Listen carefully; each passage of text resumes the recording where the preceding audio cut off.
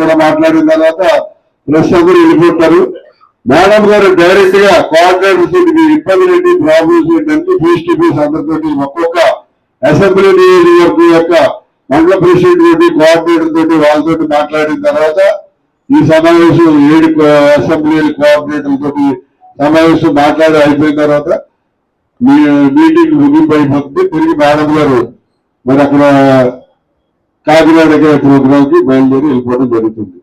ఈ ప్రోగ్రామ్ కి రాజమండ్రి నగరంలో ఉన్నటువంటి అందరినీ కూడా సాధారణంగా ఆహ్వానిస్తున్నాం.